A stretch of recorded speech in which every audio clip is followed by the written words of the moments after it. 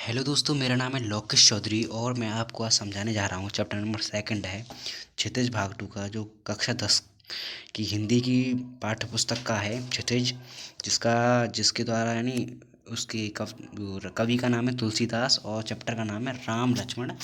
क्या देखो यहाँ पे, देखो दोस्त, राम लक्ष्मण संवाद क्या है, राम लक्ष्मण संवाद है। ठीक है तो दोस्तों चलो हम इसे जीवन परिचय से हम स्टार्ट करते हैं। ठीक है दोस्तों चलो। तो ये हम देखते हैं तुलसीदास का जन्म। तुलसीदास का जन्म उत्तर प्रदेश के बांदा जिले के राजापुर गांव में 1532 में हुआ था। तुलसीदास का जन्म कब हुआ?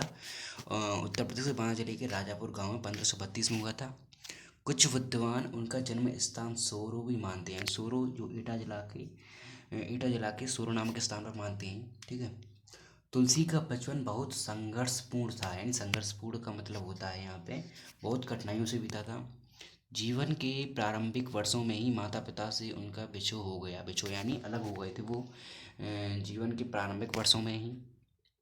कहा जाता है कि गुरु कृपा से उन्हें राम भक्ति का मार्ग मिला, यानी गुरु कृपा से उन्हें राम भक्ति का मार्ग मिला। तो इस दोस्तों में इसमें जीवन परिचय में दे नहीं रखा है। तो तुलसीदास जी के दीक्षा गुरु थे वो थे नरहरिदास। उन और गुरु कृपा से ही उनका बचपन बीता था, इन्हीं यानी नरहरिदास से ही उनका बचपन बीता था। और उन्होंने वेद वेदांग इतिहास दर्शन आदि की जो शिक्षा ली थी वो ली थी शेष सनातन जी से। किससे? शेष सनातन जी से। ठीक है। चलो दोस्तों आगे बढ़ते हैं। तो ये यहाँ पे दे रखा है कि ठीक है, गुरु कृपा से उन्हें राम भक्ति का मार्ग मिला। वे मानव मूल्यों के उपासक कवि थे। ठीक है। तो राम भक्ति परंपरा में तुलसी अतुलनीय थे। रामचरितमानस कवि की अनन्य राम भक्ति और उनके सृजनात्मक कौशल का मनोरम उदाहरण है। उनके राम मानवीय मर्यादाओं और आदर्शों के प्रतीक हैं, जिनके माध्यम से तुलसी ने नीति, स्नेह, शील, विनय, त्याग जैसे उदात्त आदर्शों को प्रतिष्ठित किया है। रामचरितमानस एक उनकी वो है प्रमुख रचना है, उत्तरी भारत की जनता के बीच बहुत लोकप्रिय है। ठीक है। दूसरी रचना है मानस के अलावा कवितावली है, गीतावली, दोहावली, कृष्ण गीतावली, विनय पत्रिका आदि उनकी क्या है, प्रमुख रचना है। ठीक है। आदि उनकी क्या है, प्रमुख रचना रह चुकी हैं। ठीक है। आदि उनकी प्रमुख रचना है। अवधी और ब्रज दोनों भाषाओं पर उनका समान अधिकार था। ठीक है। और सन 1623 में इस महान कवि ने इस दुनिया से क्या है, देहावसान हो गए, यानी इसकी 1623 में इनकी मृत्यु हो गई। ठीक है। आगे बढ़ते हैं। तुलसी ने रामचरितमानस की रचना अवधि में यानी अवधि में लिखी। ठीक है। और विनय पत्रिका तथा कवितावली की रचना ब्रजभाषा में की। ठीक है। और रामचरित का मुख्य जो छंद था वो था चौपाई। मुख्य छंद क्या था? चौपाई थी। तथा बीच बीच में दोहे, सौरठे, हरिगीत, गीतिका तथा अन्य छंद भी थे इसमें। ठीक है। विनय पत्रिका की रचना गेय पदों में हुई है, गेय पदों में। और कवितावली में सवैया और कवित्व छंद की छटा देखी जा सकती है। ठीक है। उनकी रचनाएं यानी क्या है, उनकी रचनाओं में प्रबंध और मुक्तक दोनों प्रकार के काव्यों को उत्कृष्ट रूप है। ठीक है। तो दोस्तों ये उनका जीवन परिचय था। इसमें क्या है कि रामचरितमानस के जो कुछ ही उनकी प्रमुख रचनाएं दी हुई हैं। मैं आपको दोस्तों अलग से बताता हूँ कि जो तुलसीदास जी द्वारा रचित अब तक 36 रचनाएं मिली हैं। कितनी है दोस्तों? अब तक कितनी मिल चुकी हैं? 36 रचना मिली हैं। उनमें से क्या है, 12 क्या है, प्रमाणित हैं। ठीक है। 12 प्रमाणित हैं।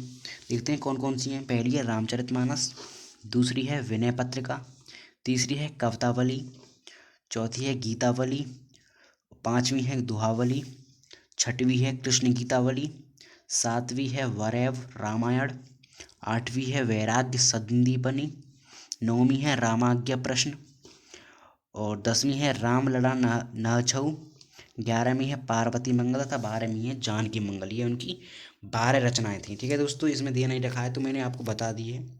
चलो दोस्तों अब हम अपने चैप्टर की तरफ बढ़ते हैं। आप अगर इसे पढ़ना चाहें तो इसे पढ़ सकते हैं। ठीक है दोस्तों। चलो तो हम स्टार्ट करते हैं यहाँ से। ये है भाई राम लक्ष्मण संवाद, यानी ये राम लक्ष्मण परशुराम संवाद, यानी ये तब की बात है जब वो शिव जी ने धनुष तोड़ा था। ठीक है। तो परशुराम क्या है, क्रोध में आकर उनसे बात करने लगे। ठीक है दोस्तों। चलो तो हम स्टार्ट करते हैं इस चैप्टर को। यहाँ से स्टार्ट होगा ये। चलो तो दोस्तों, तो इसमें कुछ शब्दार्थ हैं उनको देख लेते हैं। पहला है संबोधन। शंभु धनु, शंभु धनु का मतलब होता है शिव का धनुष। भंजनहारा, भंजनहारा का मतलब होता है तोड़ने वाला। केऊ, केऊ, केऊ का मतलब होता है कोई। केऊ, केऊ का मतलब क्या होता है? केऊ कोई। आयुषु, आयुषु का मतलब होता है आज्ञा। रिसाई, रिसाई का मतलब होता है क्रोध, क्रोध करना। रिसाई का मतलब क्या होता है? क्रोध करना। अरकरनी, अरकरनी का मतलब होता है शत्रुता के कार्य। ठीक है। लड़ाई, लड़ाई यानी लड़ाई, लड़ाई का मतलब क्या होता है? लड़ाई। ठीक है। रिपु, रिपु यानी शत्रु। मोरा, मोरा यानी मेरा, मोरा, मोरा का मतलब क्या होता है? मेरा। बिलगाऊ, बिलगाऊ का मतलब होता है अलग होना। ठीक है। बिलगाऊ का मतलब क्या होता है? अलग होना। अब आता है जहीं, क्या? जहीं, जहीं का मतलब होता है जाएंगे। जहीं, जहीं का मतलब क्या होता है? जहीं का मतलब होता है जाएंगे। ठीक है। फिर होता है अवमाने, अवमाने का मतलब होता है अपमान करते हुए। ठीक है। फिर यहाँ पे क्या है? परशु, परशु का मतलब होता है इसका फरसा। ठीक है। फिर होती है क्या? लड़काई, लड़काई का मतलब होता है बचपन में। ठीक है। धनु, धनु, धनुई का मतलब होता है छोटा धनुष। और संवार, संवार का मतलब होता है होश नहीं है। ठीक है दोस्तों, चलो हम इस चैप्टर को यहाँ से स्टार्ट करते हैं। ठीक है। तो स्टार्ट करें। नाथ समुधनि, यानी पहला लाइन है नाथ समुधनु भंजन आहारा होइए केव एक दास तुम्हारा। यानी लक्ष्मण जी कह रहे हैं परशुराम जी से कि जो हे नाथ, इस शिव धनुष को तोड़ने वाला कोई आपका दास ही होगा। आयसु, आयसु कहा कहिए किन मोही सुन रिसाई बोले मुनि कोई। यानी आपकी क्या आज्ञा है और आप यहाँ पे क्यों क्रोध कर रहे हो। ठीक है। तीसरी लाइन है सेवकु सो जो करे सेवकाई अर करनी करे कराई लड़ाई। तो परशुराम जी कहते हैं कि सेवा का कार्य करने वाला सेवक होता है। ठीक है। और लड़ाई करने वाला क्या होता है? शत्रुता यानी शत्रु होता है। ठीक है।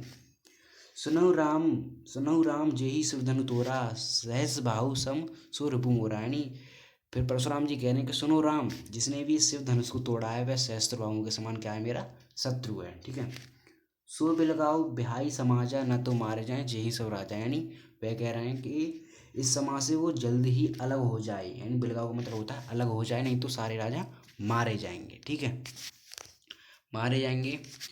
सुने बचन, सुने बचन लखन मुस्काए बोले परशुधरी अवमाने। ठीक है। तो यह सुनकर जो लक्ष्मण जी वो मुस्कुराने लगे और परशुराम जी का अपमान करते हुए बोले बहुधनी तोरे लड़काई कबू न असिर से किन्हें गुसाई। यानी हमने बचपन में बहुत से छोटे धनुष तोड़े हैं। यानी लड़काई का मतलब होता है यहाँ पे बचपन में, और धनु का मतलब होता है छोटे धनुष। कबू न असिर से कि नहीं गुस्सा, यानी आपने तो पहले कभी गुस्सा ही नहीं किया। यही धनु पर ममता के ही हेतु सुन रसाई का भृगु कुल केतु। यानी आपने पहले कभी इस धनुष पर ममता नहीं दिखाई है। फिर कह रहे हैं रे नृप बालक कालबस बोलत तो ही न संवार धनोई सम त्रिपुरा ने विदित सकल समार। यानी वो परशुराम जी कहते हैं हे बालक, तू काल के बस में नहीं बोल रहा है, संभाल कर नहीं बोल रहा है, और ये छोटे से धनुष क्या शिव धनुष की तुलना करेंगे। ठीक है। ठीक है दोस्तों, ये हो गया पहला दोहा। तो इसका जो शिल्प सौंदर्य है, शिल्प सौंदर्य का मतलब होता है कि यानी इस ये कैसा है, भाषा कौन सी, कैसी भाषा है, इसमें कौन से अलंकार हैं। तो मैं दोस्तों इसकी दूसरी वीडियो अपलोड कर दूंगा, तो उसे भी देख लेना। पहले मैं इनको दोहों को ही यहाँ पे कर रहा हूँ। ठीक है। तो सेकंड नंबर दोहा है ये। ठीक है। सेकंड नंबर हम पढ़ते हैं यहाँ पे। ठीक है। चलो दोस्तों पढ़ते हैं सेकंड नंबर ये। हाँ, लखन, तो इसमें भी क्या है, इसमें भी शब्दार्थ हैं, उसको भी देख लेते हैं थोड़ा बहुत। हंस, हंस माने होता है हंसकर, हंसकर, हंस माने क्या होता है? हंसकर। ठीक है। क्षति, क्षति यानी हानि, क्षति, क्षति यानी हानि, क्षति, क्षति माने क्या होता है? हानि। छुअत, छुअत यानी छूते ही, छुअत, छुअत यानी छूते ही। कत, कत यानी कत, कत, कत यानी किस लिए। और रोसु, रोसु यानी क्रोध, रोसु का मतलब क्या होता है? क्रोध। ठीक है। चित, चित यानी देखकर। परसु, परसु यानी फरसा। सट, सट यानी दुष्ट। स्वभाव, स्वभाव यानी स्वभाव, स्वभाव का मतलब क्या होता है? स्वभाव। कोही, कोही यानी कोई। और विदित, विदित, विदित का मतलब होता है प्रसिद्ध। विदित का मतलब क्या होता है? प्रसिद्ध। ठीक है। और ये विपुल, विपुल का मतलब होता है बहुत। और ये महिदेव, महिदेव का मतलब होता है ब्राह्मण, ब्राह्मण। ठीक है। और ये मातु, मातु का मतलब होता है माता, मातु का मतलब क्या होता है? माता। और गर्भने का मतलब होता है गर्भ में। और ये अर्भक का मतलब होता है बच्चा। अर्भक का मतलब क्या होता है? बच्चा। चलो तो दोस्तों हम इसे स्टार्ट करते हैं अब यहाँ से। सॉरी दोस्तों, ये यहाँ पे हो गया है। ठीक है दोस्तों, चलो हम जो सेकंड नंबर पैराग्राफ है उसको हम स्टार्ट करते हैं यहाँ से। ठीक है। लखन कहा हंसे हमरे जाना, सुनो देव सब धनुष समाना। यानी लखन हंसते हुए कैसे हैं, कहते हैं कि हे मुनि, ये हमारे धनुष, ये सभी धनुष हमारे लिए एक समान हैं। का क्षति लाभु जून धनु तोरे, देखा राम नयन के बोरे। ठीक है, तो यानी इनमें हमारी कौन सा क्षति और लाभ है इन धनुष को तोड़ने में, वैसे भी राम ने क्या है, इसे धोखे नए के धोखे से देखा था। छुअत टूट रघुपति न दोसु, मुनि बिनु काज करई कत कोसु। ठीक है, वैसे भी ये राम जी के छूते ही क्या हुआ, टूट गया था। तो आप वैसे ही मुनि, आप वैसे ही फिर किस लिए आप गुस्सा कर रहे हो। ठीक है। बोले चिते परसु की ओरा, रेसठ सुनई स्वभाव न मोरा।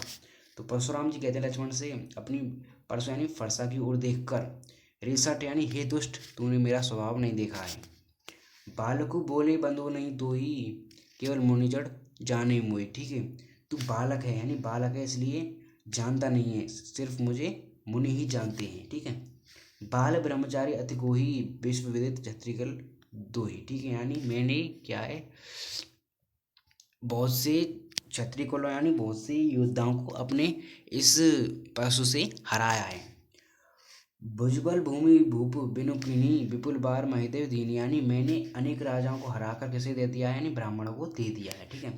सहस बाहुबली छेद निहारा, परशु बिलोक महीप कुमारा। यानी यह सहस्त्र बाहु को छन्न भिन्न करने वाला फरसा है। ठीक है, क्या है, फरसा है। मात पिताओ जनी सोच बस करसी, महासकीरो। यानी तुम अपने माता पिता को सोच में मत डालो। गर्भने के अर्भक दलन परसु मोर अति घोर। यानी ये फरसा इतना तेज है कि जो गर्भ में जो बच्चा होता है उसका भी क्या है, नाश कर देता है। ठीक है, उसका भी क्या कर देता है, नाश कर देता है। ठीक है। ठीक है दोस्तों, ये पूरा हुआ। थर्ड नंबर देखते हैं, थर्ड नंबर कौन सा है। तो चलो दोस्तों, इसमें कुछ शब्दार्थ हैं, उसको भी हम आपको बता देते हैं कौन कौन से हैं। चलो दोस्तों, तो बेहसी, बेहसी का मतलब होता है, बेहसी, बेहसी का मतलब होता है हंसकर। महावट, महावट यानी महान योद्धा। कुठारू, कुठारू यानी कुल्हाड़ा। कुठारू का मतलब क्या होता है, कुड़ारा, कुल्हाड़ा। ठीक है। चहत, चहत यानी चाहते हो, चाहते हो। ठीक है। पहाड़ू, पहाड़ू यानी पहाड़ को। कुम्मड़वतिया, कुम्मड़वतिया यानी कुमड़े का बहुत छोटा फल या काशी फल। ठीक है। तर्जनी, तर्जनी का मतलब होता है अंगूठे के पास की उंगली। तर्जनी का मतलब क्या होता है, अंगूठे के पास की उंगली। सरासन, सरासन का मतलब होता है धनुष। सरासन का मतलब क्या होता है, धनुष। और ये जनेऊ, जनेऊ का मतलब होता है यज्ञोपवीत। ठीक है। क्या जनेऊ का मतलब क्या होता है, यज्ञोपवीत। ठीक है। सुराई, सुराई, सुराई का मतलब होता है दोस्तों, सुराई का मतलब होता है वीरता। सुराई का मतलब क्या होता है, वीरता। और ये कुलिस, कुलिस का मतलब होता है कठोर या वज्र। और ये अपकीर्त, अपकीर्त, अपकीर्त यानी अपयस। अपयस, अपकीर्त की मतलब क्या होता है, अपयस। और सरोस, सरोस यानी क्रोध। ठीक है दोस्तों, ये इसमें शब्दार्थ हैं। चलो तो उसे हम अब स्टार्ट करते हैं। बेहसी लखन मूले ब्रदुमानी, अहो मुनीसी महावट मानी। यानी हंसते हुए लखन जी यानी मधुरवाणी में, मधुरवाणी में बोलते हैं, अहो मुनीश्वर, तो स्वयं को आप महान योद्धा मानते हो। स्वयं को क्या है, स्वयं को आप महान योद्धा मानते हो। पुण्य पुण्य मोह हुई दिखावे को ठहरा, जो तुम बार बार मुझे अपने कुल्हाड़ा को दिखा रहे हो। चाहत उड़ावन फूक पहाड़ू, क्या तुम अपने फूक से पहाड़ को उड़ाना चाहते हो। लक्ष्मण जी कहते हैं परशुराम से, यहाँ कुम्मड़वतिया कोई नहीं, जे तर्जनी देखे मर जाए। यहाँ पे कुम्मड़ हिम्मत यानी छोटे फल के समान कोई नहीं है जो तुम्हारी उंगली को देख कर क्या है, मर जाए। देख कुठारू सरासन बाना, मैं कुछ कहा सहित अभियाना। यानी फिर लक्ष्मण जी कहते हैं कि मैं तुम्हारे कुल्हाड़ा और धनुष बाण को देखकर मैंने आपसे अपमान में ही कहा है। ठीक है। भृगुसुत समझू जनेऊ बिलेकी, जो कुछ कहे सहे उसको, कि मैं आपको ऋषि मुनि मानकर क्या है, बहुत देर से अपने अपने आप को सह रहा हूँ, आपकी बातों को सुन रहा हूँ। सुर महिषुर हरिजन अरु गाई, हमारे कुल इन पर न सुराय, यानी सुर यानी देवता, और महिषुर महिषुर यानी ईश्वर, हरिजन हरिजन यानी भक्त, और गाय इन पर क्या है, हमारे कुल में वार नहीं, यानी इनसे लड़ाई नहीं की जाती, क्योंकि बंधे पाप अपकारते हारे, यानी इनसे लड़ाई करने पर हमें क्या पाप मिलता है, और हारने पर क्या है अपयश, यानी बेइज्जती बेइज्जती होती है। मारते हो पाप आ रहे तुम्हारे, ठीक है। तो हम चाहें तुम कितने भी मार हमसे कह लो, हमें आपके पैर ही पड़ने चाहिए, ठीक है। तो कोटि कुलेश सम वचन तुम्हारा, व्यर्थ धरऊ धन पान कुठारा, यानी तुम्हारे एक एक वचन करोड़ों वचनों के समान है, तो आप व्यर्थ में ही अपने धनुष बाणों का उपयोग कर रहे हो, ठीक है। जो बिलो के अनुचित कहो झमऊ महान मुनि धीर, सुने सरोस भृंग बसने बोले गिरा गंभीर, बोले गिरा गंभीर, ठीक है। तो क्या है, तो इन्हें देखकर मैंने यदि कुछ अनुचित कहा हो, यानी इसे देखकर कुछ मैंने अनुचित कहा हो, तो उसे धैर्य धारण करने वाले हे महामुनि मुझे क्षमा करें, हे महामुनि क्षमा करें, क्षमा करें। यह सुनकर जो भृगुवंश मुनि जो परशुराम है, क्रोध के साथ गंभीर वाणी बोलते हैं, ठीक है। ठीक है दोस्तों, ये पूरा हो गया। अब थर्ड नंबर का देखते हैं,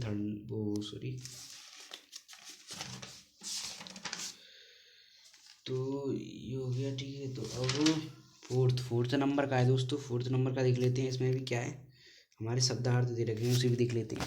कौशिक पहला है इसका, कौशिक। कौशिक का मतलब होता है विश्वामित्र। कौशिक का मतलब क्या होता है, विश्वामित्र। मंद का मतलब होता है कुबुद्धि। कुल घालकू का मतलब होता है कुल का घातक। भानुवंश यानी सूर्यवंश। राकेश यानी चंद्रमा। कलंक यानी कलंक। निर्कुंस यानी उद्दंड। अबुद्धु यानी मूर्ख। और असंख्य यानी निडर। असंख्य यानी निडर। काल कवलु का मतलब होता है काल का ग्रास। खोरी का मतलब होता है दोस्तों यहाँ पे दोस्त। खोरी का मतलब क्या होता है, दोस्त, ठीक है। हटकऊ यानी हट करना। हटकऊ का मतलब क्या होता है, हट करना। वर्ण यानी वर्णन करना, ठीक है। वीरव्रती का मतलब होता है वीरता का व्रत धारण करने वाला, ठीक है। अछुवा यानी शांत। अछुवा यानी शांत। तो ये दोस्तों यहाँ पे शब्दार्थ थे। चलो इसी चैप्टर को हम यहाँ से स्टार्ट करते हैं, ठीक है। कौशिक सुनऊ मंद येहू बालक, कुटिल कालवश निज कुल घालक, यानी कौशिक यानी अब यह क्या है, जो परशुराम जी हैं विश्वामित्र को संबोधित करते हुए कहते हैं कि हे विश्वामित्र, इन बच्चों को यानी इन मंदबुद्धि बालकों को समझा दो, ये कुटिल हैं और कालवश यानी काल के बस में होते हुए क्या ये अपने कुल का घातक बन रहे हैं। भानुवंश राकेश कलंकु, निपट निर्कुंस अवंधु शंकु, यानी ये क्या है, सूर्यवंशी तथा चंद्रमा के क्या हैं, कलंक हैं, जो कि निपट और उद्दंड और क्या है, मूर्ख और एकदम निडर हैं। काल कवलु होई ये छन माही, कहीं पुकारी घोरी मोहि नाही, ठीक है। तो मैं काल का ग्रास बनने के लिए इसे मैं बुला रहा हूँ, बार बार इसको बुला रहा हूँ, फिर बाद में मुझसे मत कहना। तुम हटको जो चहुआ अवारा, कई प्रताप बाल रसो हमारा, ठीक है। तुम क्या है इसे हमारे बारे में, हमारे जो प्रताप बल और जो क्रोध के बारे में से समझाकर शांत कर दो। लखन केहू मुनि सुजिसु तुम्हारा, तुम्हें अछत को बर नहीं पा रहा, यानी लखन जी कहते हैं कि तुमसे बेहतर और कौन इसे, यानी अपने उनके बारे में, कीर्तियों के बारे में कौन वर्णन कर सकता है। अपने मुँह तुम अपनी करनी, बार अनेकों मानते बहु भरनी, ठीक है। यानी तुमने अपने मुँह से ही कई बार अपने बारे में ही गुणगान कर लिया है। ना ही संदेशु तब पुनि कुछ कहो जने, ऐसी रोके दुसहु दुख सहु, यानी अगर भी आपको कुछ संतोष नहीं हुआ हो कहकर तो और कुछ कह दीजिए, अपने गुस्से को ऐसे दबाइए मत। वीर व्रति तुमहु धीर अछोबा, गारी देतन पाबु शोभा, ठीक है। तो इसका मतलब होता है कि अपने क्रोध को रोककर दुस्सह दुख मत दीजिए। आप वीरता के व्रत को धारण करने वाले धैर्यवान और क्षोभ रहित स्वभाव वाले हैं। आप गाली देते हुए शोभा नहीं पाते, ठीक है। सूर समर करनी करई कहीं न जनवई आपू, विद्वान रन पाई रिपु कायरा कथई प्रतापो। इसका मतलब ये है कि दोस्तों शूरवीर तो युद्ध भूमि में वीरता के कार्य करके अपना परिचय देते हैं। वे अपनी प्रशंसा का बखान नहीं करते हैं। युद्ध भूमि में अपने सामने शत्रु को उपस्थित देखकर कायर ही अपनी यश एवं बल की ढींग मारते हैं। ठीक है दोस्तों, इसका मतलब ये है। तो अब नंबर 5 है, ये नंबर फाइव है ये, तुम तो काल। ठीक है, तो इसमें भी कुछ क्या है, कुछ इसमें भी शब्दार्थ हैं, उनको भी देख लेते हैं। कालू का मतलब होता है दोस्तों यहाँ पे काल का मतलब क्या होता है, काल को सुधारी यानी संभाल कर। घोरा घोरा का मतलब होता है दोस्तों यहाँ पे भयानक। घोरा का मतलब क्या होता है, भयानक। घोरा का मतलब होता है भयानक। बाँचा यानी बचा लो। ठीक है, कटुवाद यानी कठोर बोलने वाला। ठीक है, गनई यानी गिनते। अकरुण दोस्तों, अकरुण का मतलब होता है यहाँ पे दया रहित। अकरुण का मतलब क्या होता है, दया रहित। ठीक है, खर यानी तीखी धार। सील यानी जो आपकी जो प्रशंसा है। ओरन यानी ऋण रहित।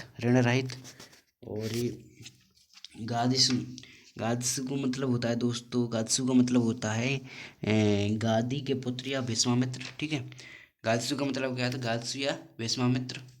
और क्या है दोस्तों, और गादिसु। ठीक है, और अयमय यानी अयमय का मतलब होता है अपयश। और उकमय यानी सॉरी दोस्तों, अयमय का मतलब होता है लोहे से बना हुआ, और उकमय का मतलब होता है गन्ने से बना हुआ। ठीक है दोस्तों, चलो अब इससे स्टार्ट करते हैं इसको। 5th नंबर है इसका,